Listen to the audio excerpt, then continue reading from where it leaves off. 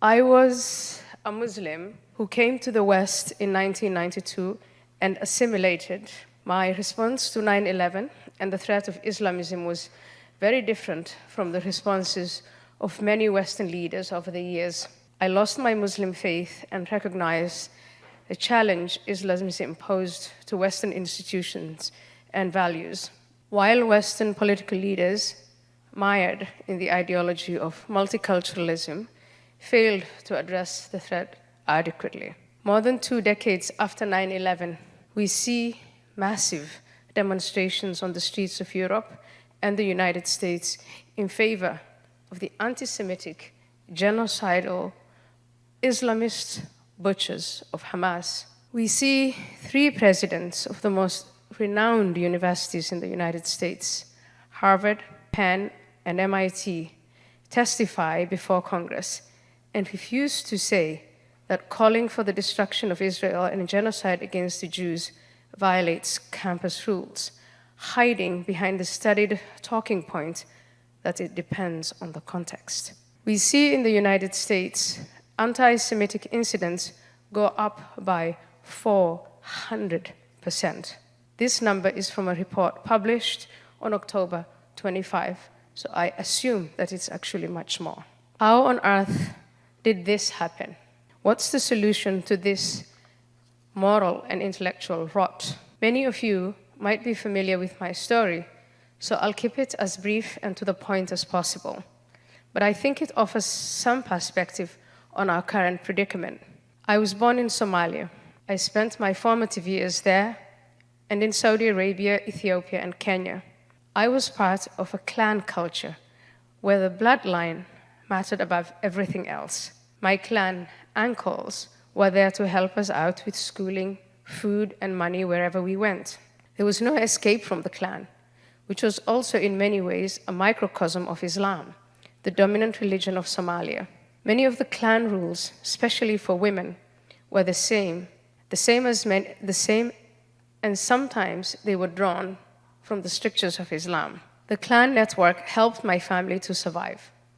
My father, an anti-government dissident, relied on them for support, and the clan was at times generous and hospitable, and at times vicious and brutal, especially where the unwritten code of honor was violated.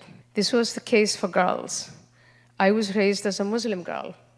I attended Quran school, and according to the values of my clan and my religion, I carried out the back-breaking domestic labor.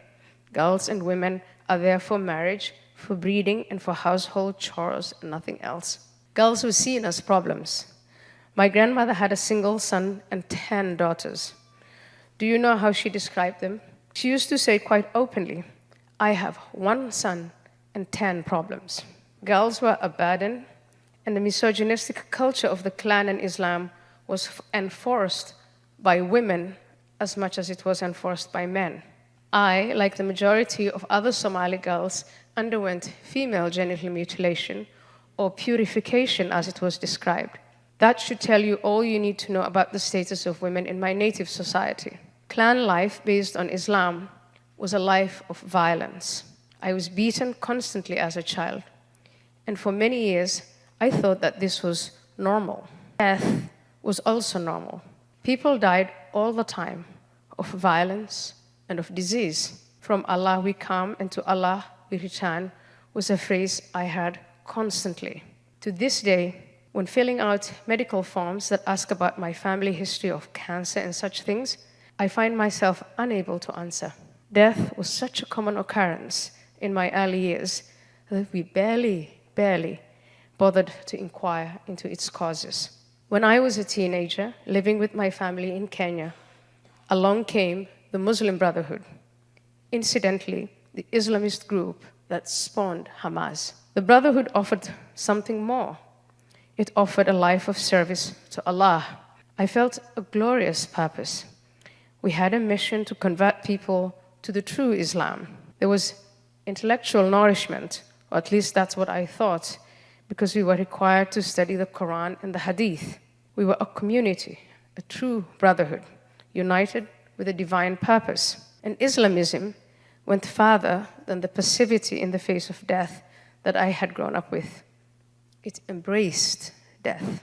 To die for Allah was the most wonderful thing I could imagine at that age.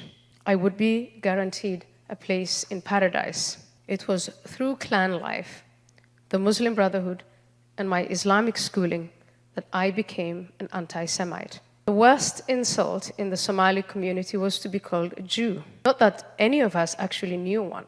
To be called a Jew was so abhorrent, some felt justified in killing anyone who so dishonored them with this slur.